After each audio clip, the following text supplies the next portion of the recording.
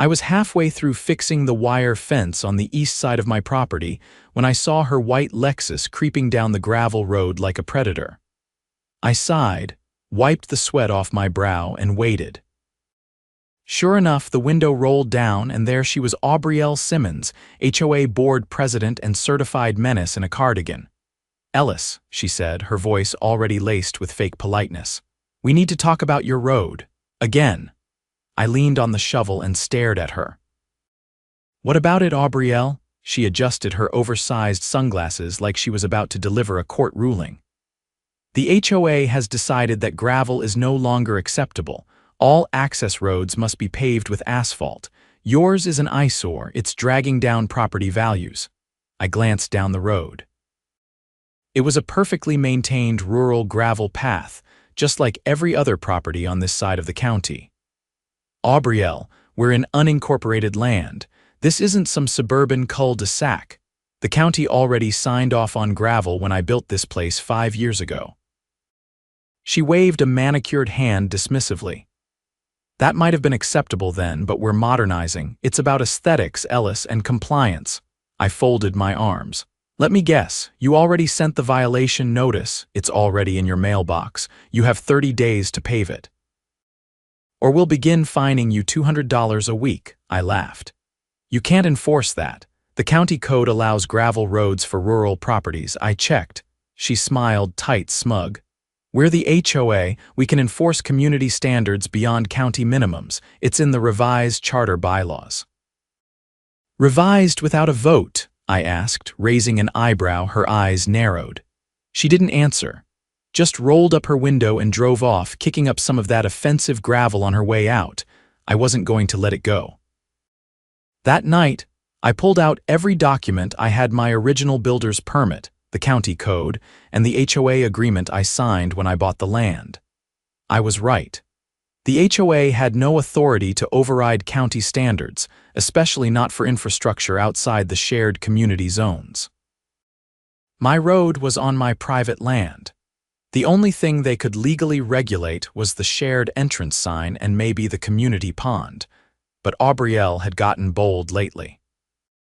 Ever since she'd stacked the board with her friends, 2 other women who nodded at anything she said, she'd been rewriting rules and issuing fines like she ran a private fiefdom.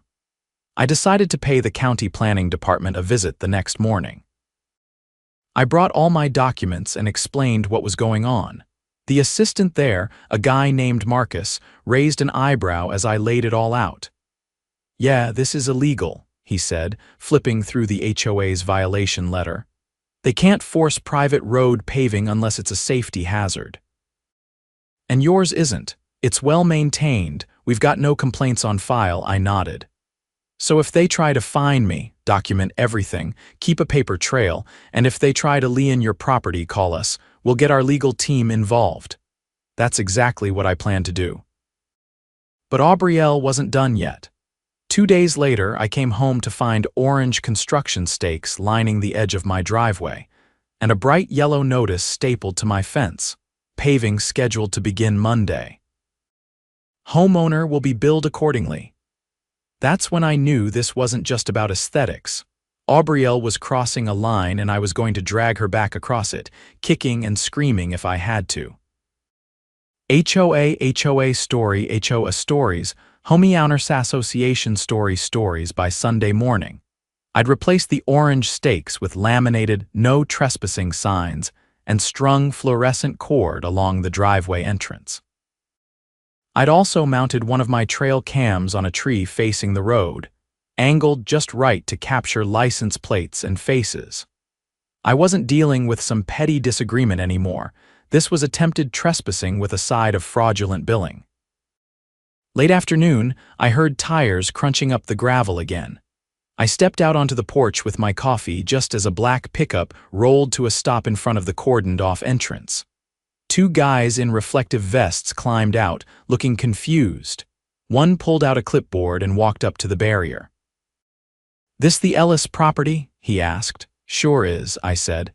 "You must be the crew scheduled to pave a road I never asked for." He blinked. "We got a work order from the Heritage Pines HOA, said the homeowner had been notified and agreed to the terms." Jobs already paid up front. Paid by who? HOA credit account said it was covered under community improvement funds. I stepped off the porch and met him halfway. That's interesting because this road's on private land, not under HOA jurisdiction. And I've got county documentation backing that up. The second guy, still standing near the truck, scratched his head. We're not trying to get in trouble. If this isn't authorized, it's not. I cut in. And if you try to cross that barrier, I'll call the sheriff. I already talked to the county planning department and they're aware of what's going on. The man with the clipboard sighed. We'll report back and hold off. We don't want any part of this if it's shady. They left without another word, and I watched until their taillights disappeared over the hill. Then I walked straight to my workshop and opened the locked cabinet where I kept my files. I pulled out the HOA's annual budget report, the one they'd mailed out last quarter. Nowhere did it mention a discretionary fund for private infrastructure, and there sure as hell wasn't approval for paving individual driveways. I made copies of everything, then wrote a formal complaint to the county's Office of Consumer Protection. I included scanned documents, the work order left behind by the crew, and a letter detailing how the HOA had misrepresented the job as homeowner approved. Monday morning, I dropped the packet off in person. The woman at the counter, a sharp-eyed administrator named Helen, whistled low as she flipped through the paperwork. If they used HOA funds to pay for unauthorized work on private land, she said, they're in violation of several financial misuse statutes, and if they sent that work order claiming homeowner consent, that's fraud. Can the county do anything? I asked. Oh, the county can and will. This'll go straight to the district attorney's office. In the meantime, I suggest attending their next board meeting. Things might get interesting. That suggestion became a plan. 3 days later, I walked into the HOA meeting at the clubhouse with a folder under my arm and a GoPro clipped to my shirt pocket. I didn't hide it. There were about 20 residents seated in the fold-out chairs, most of them retirees who'd moved out here for peace and quiet. Aubrielle sat at the front table flanked by her two usual allies, Donna and Renee, who looked like they'd been cast from the same mold designer scarves, identical notepads, and matching expressions of practiced concern. We'll begin with old business, Aubrielle said, tapping her pen against her notes. Then move to new projects, including road improvements recently initiated for the benefit of the community. I raised my hand. She hesitated. Ellis, you'll have a chance to speak during open comments. This can't wait, I said, because the road improvement you're talking about was an illegal use of HOA funds on private property. There was a murmur through the room. Aubrielle's smile faltered. That's a serious accusation, she said. Good thing I brought evidence, I replied, opening the folder. Here's the work order your board submitted. It claims homeowner consent. I never gave it. Here's the contractor's statement confirming the job was paid with HOA funds. And here's the letter from the county planning department confirming the road in question is outside your jurisdiction. Donna leaned over and whispered something to Aubrielle, who stiffened. Renee avoided eye contact altogether. I'm requesting a full financial audit, I continued, and recommending the board be suspended pending the results. I've also filed a complaint with the county's legal division. You had no right to, Aubrielle started. I had every right, I interrupted. You tried to authorize a construction project on land you don't control, lied about consent, and used community money to do it. That's not just overreach, that's criminal. Someone in the back stood up. Wait, our dues went to paving his driveway. No work was done, I clarified. Because I stopped it. But the funds were allocated and the contractor was told it was approved. A man in a denim jacket stood. You told us that money was for clubhouse maintenance. Aubrielle's composure cracked. It was reallocated under emergency discretion. It's allowed under the new bylaws. A woman near the front frowned. What new bylaws? Renee finally spoke. They were passed during the March meeting. It was a closed session. You mean the one where only 3 board members were present? I asked. That's not a quorum. You can't pass anything with just yourselves in the room. Now the whole room was buzzing. People were standing, asking questions, demanding copies of the budget. I didn't need to say another word. The residents were doing it for me.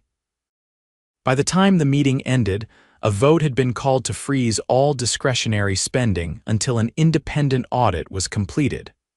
Aubrielle tried to protest, but the residents were fed up. I overheard one of the newer homeowners muttering something about a class action lawsuit. The next morning, I got a call from Helen at the county office. The DA's office was officially investigating potential financial misconduct by the HOA board. They'd subpoenaed the HOA's bank records and requested interviews with the contractors involved. She said I'd likely be contacted as a witness. That same afternoon, a certified letter arrived at my mailbox.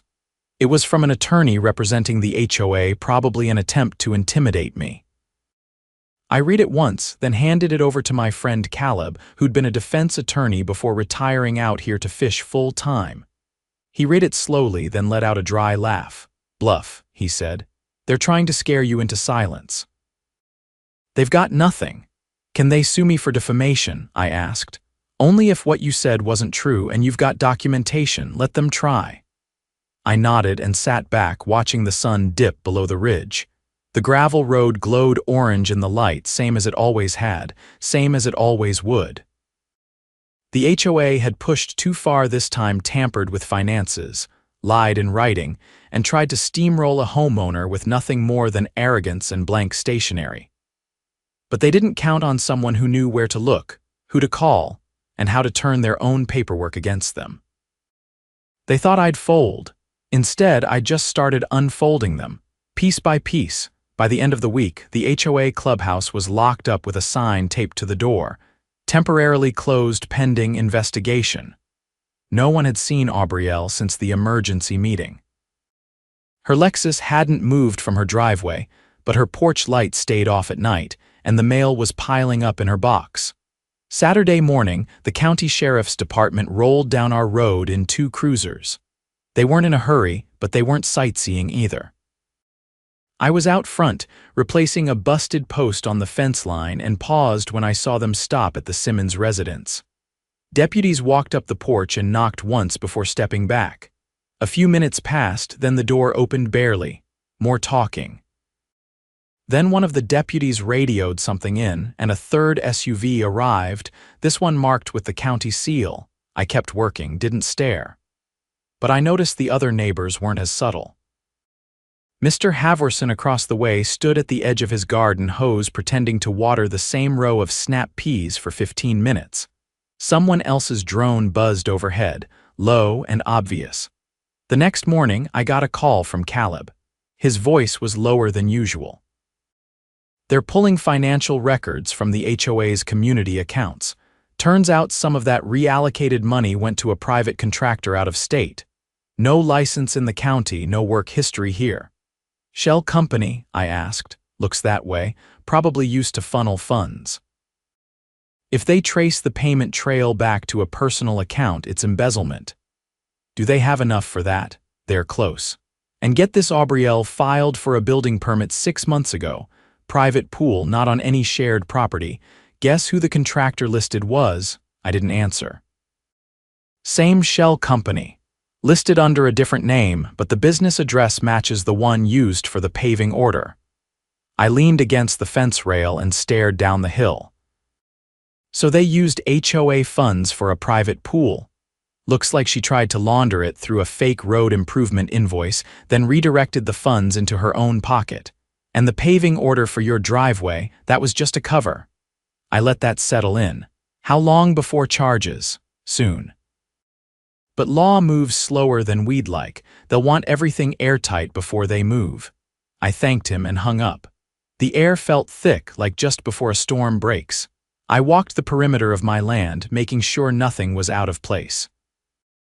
The more exposed this got, the more unpredictable Aubrielle might become. On Monday, a plain white sedan appeared at the community bulletin board near the clubhouse.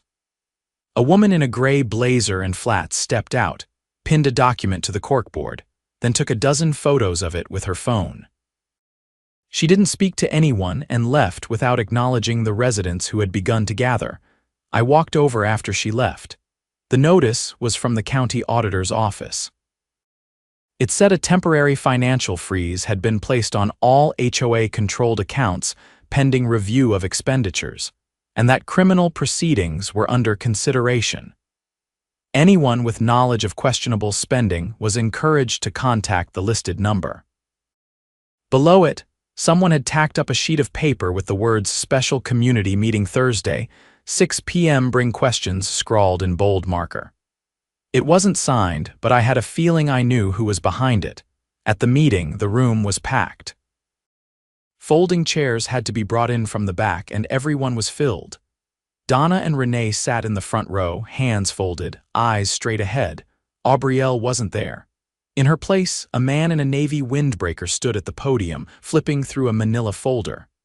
"My name is James Halbrook. I've been appointed as interim administrator by the County Oversight Committee. I'm here to explain what's happening and what you can expect moving forward." He didn't waste time. He explained that the county had found multiple inconsistencies in the HOA's expenditure reports. Funds labeled for community improvement had been redirected to private contractors with no verified service history. Invoices had been altered. Board meeting minutes had been edited after the fact.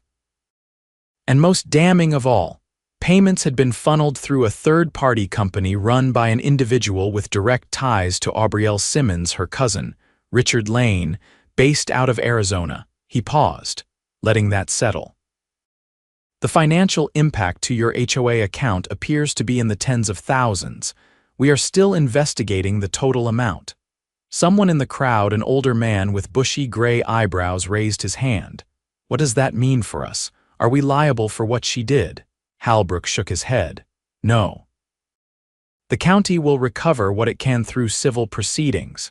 If criminal charges are filed, and they likely will be, restitution will be part of sentencing. You will not be expected to cover the losses." Another hand went up. "I heard she tried to pave Ellis's road to make it look like a community project. Is that true?" Halbrook turned toward me. "Mr. Ellis has cooperated with the investigation. His documentation helped uncover the financial irregularities. That work order was a forgery." Gasps swept the room. Donna and Renee looked like they wanted to melt into their chairs. "I want to be clear," Halbrook continued. "This board violated not only your trust but the law. We're in the process of freezing personal assets tied to the misuse. This includes property improvements paid for with HOA money." A woman in the back stood. "So she doesn't get to keep her pool if it was funded illegally," Halbrook said. "It's subject to forfeiture." The meeting ran long. Questions kept coming about dues, about elections, about how this could happen. Halbrook answered each one patiently. When the crowd finally began to thin, I caught his eye and nodded once. He returned it with a quiet nod of his own. Outside, the air had cooled. A few neighbors lingered in the parking lot, clustered in small groups. I passed Donna and Renee, who were speaking in hushed tones near the back of a pickup.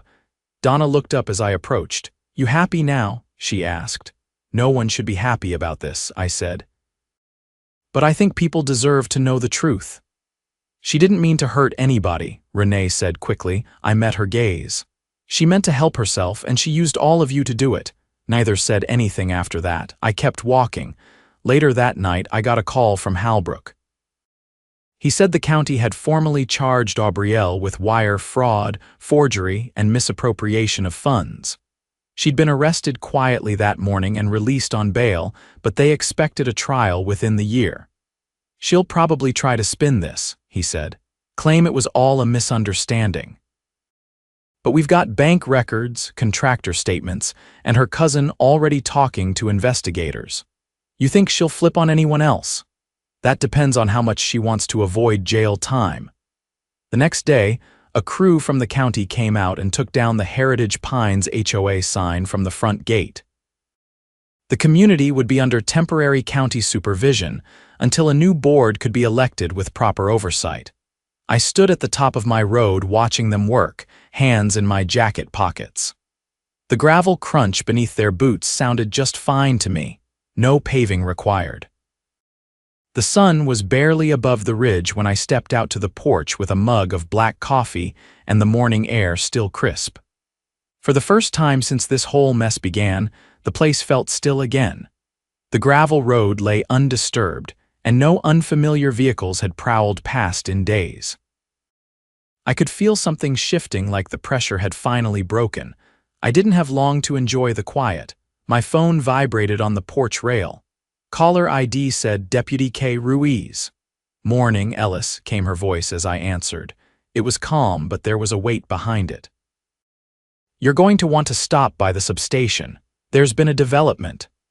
I didn't ask over the phone. I just said I'd be there in 20 minutes. Ruiz met me in the front lobby, her uniform crisp, no nonsense. She led me past the front desk and through a door marked Interview Room 2. But this wasn't an interrogation. On the table lay a cardboard evidence box with 3 sealed bags inside. "We executed a search warrant on Simmons' property late last night," she said. "Found these in her upstairs office closet, hidden behind a false panel." I looked down. One bag held a flash drive. Another, a spiral notebook with pages covered in scribbled initials, dates, and amounts. The third bag contained a checkbook, its ledger filled out in tidy, precise handwriting. "All of these tie directly to the HOA's accounts?" I asked. "More than that," Ruiz said. The flash drive had scanned invoices from the bogus contractor, but some of them weren't for paving or construction. They were for services that never occurred. Lawn maintenance, security patrols, even pest control, all billed monthly, all fabricated. Was she funneling more money than we thought? "Looks like it," Ruiz said. "Between the shell company and these fake service fees, she may have siphoned off closer to 80 grand over the last 3 years. And there's more." She pulled out a printed email chain. "We traced correspondence between Simmons and a former HOA treasurer. The treasurer resigned abruptly last year. We now know why." I scanned the emails. One line stood out. "You said this would be covered by the budget padding." I didn't agree to lie on bank statements. "She threatened him with a breach of contract lawsuit if he went public," Ruiz said. "He never responded after this email. Is he talking now?" "He is. He came in voluntarily this morning after we contacted him." Turns out he'd been keeping his own copies of the financials, suspecting she doctored the reports. I nodded slowly. So she wasn't just bending the rules, she was running a full con. "Grand theft, fraud, and coercion," Ruiz said. "We're adding a charge of witness intimidation based on her threats to the treasurer." "What about the other board members?" "That's where it gets complicated," she said. "We questioned Donna and Renee separately. Donna lawyered up immediately, but Renee cracked. She admitted they signed off on several of the expense reports without rating them.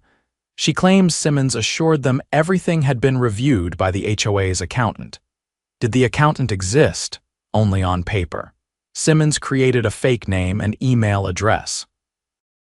We traced it back to her home IP. I let out a low breath. This goes deeper than anyone thought. Ruiz gave a slow nod. The DA's office is preparing an indictment. We expect to arrest Simmons again, this time on a full range of felony charges. Donna and Renee may face recklessness-related charges, depending on how much they knowingly ignored. 2 days later, the sheriff's office executed the second arrest. It wasn't quiet this time. I was in my shed sorting through some old lumber when I heard the sirens not blaring, but present. A county cruiser and an unmarked vehicle pulled into the Simmons property. From my position behind the shed, I had a clear view of her porch as 2 deputies approached. Aubrielle answered the door wearing a robe, hair undone for the first time in memory. She didn't resist this time. Her hands were cuffed without fanfare, and she was led to the back of the cruiser as neighbors looked on from driveways and windows. That night, a new letter arrived in everyone's mailbox. This one came from the County Oversight Committee. It explained that the HOA's authority had been formally revoked. From that point forward, All community regulations would be overseen by a temporary resident council, until a new charter could be drafted, one with county review and approval. The residents had the option to dissolve the HOA entirely if they wished. A vote would be held the following month. At the meeting to discuss the vote, I sat toward the back of the room, arms folded as people argued over whether to keep any form of local governance at all. Most were leaning towards scrapping the whole thing. A few newer residents worried about property values, but even they admitted the last board had done more harm than good. Haverson stood up halfway through and turned to face the room. "We moved out here to get away from all this nonsense," he said. "HOAs are supposed to protect a neighborhood, not bleed it dry. If we can't trust the people running it, then we don't need it." When the vote finally happened, it wasn't close. 86% in favor of permanent dissolution. The HOA was officially dead. The next few weeks were uneventful in the best way. No new notices, no threats of fines, just the sound of kids playing in driveways and neighbors talking over fences again. Even Donna and Renee kept their heads low. With no more board to cling to, they quietly withdrew from public view.